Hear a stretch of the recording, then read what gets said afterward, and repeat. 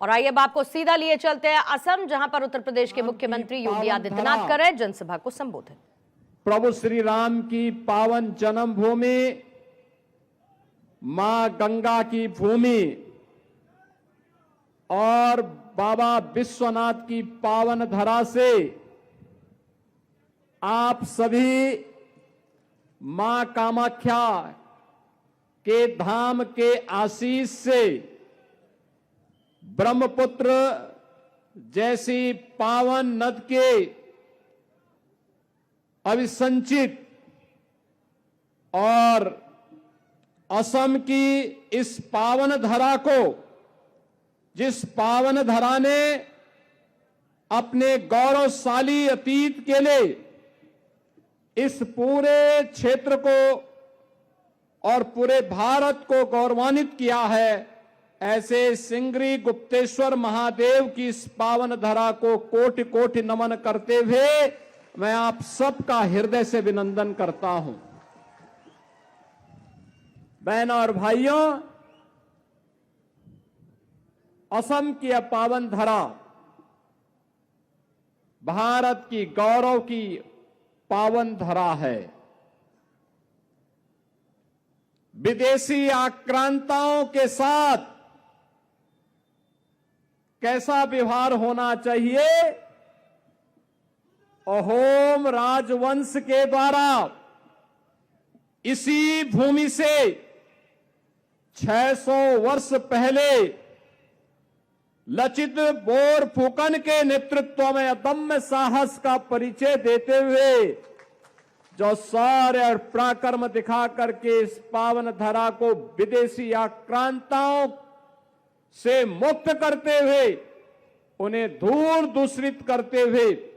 भारत के गौरव और सम्मान की रक्षा इस पावन धरा के वीर योद्धाओं ने किया है। इस पावन धरा को कोटि कोटि नमन करते हुए मुझे आज गौरव की अनुभूति हो रही है।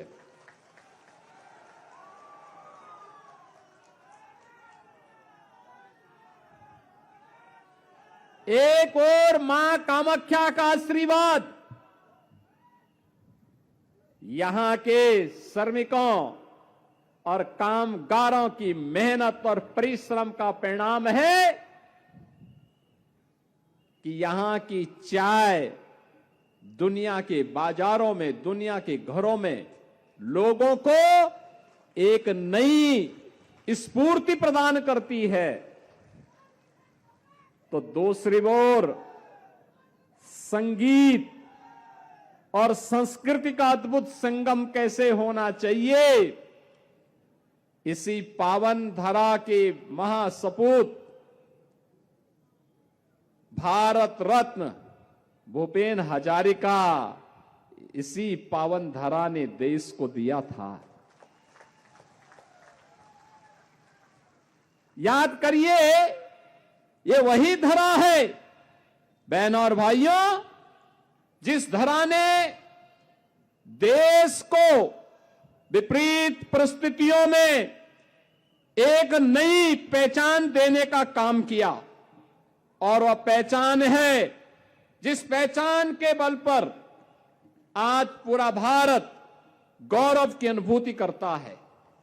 बहनों और भाइयों, ये भारतीय जनता पार्टी की सरकार है, जिस सरकार ने आज इस पावन धरा से जुड़ी हुई इन विभूतियों को,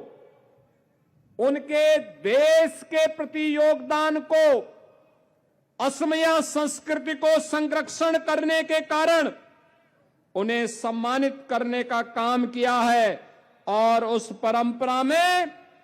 याद करिए, आज के भारत के यशस्वी प्रधानमंत्री श्री नरेंद्र मोदी जी ने संगीत और संस्कृति के लिए असम के महानायक के रूप में भूपेन हजारिका को 2019 का भारत रत्न देकर के भारत रत्न की परंपरा को गौरवान्वित करवाया। सरदार अटल बिहारी वाजपेयी जी जब प्रधानमंत्री थे 1999 में, उन्होंने इसी पावन धरा के महान सपूत श्री गोपीनाथ बोरदोलोई को भी भारत रत्न देकर के सम्मानित करने का काम किया था। वैष्णव परंपरा में श्रीमंत शंकर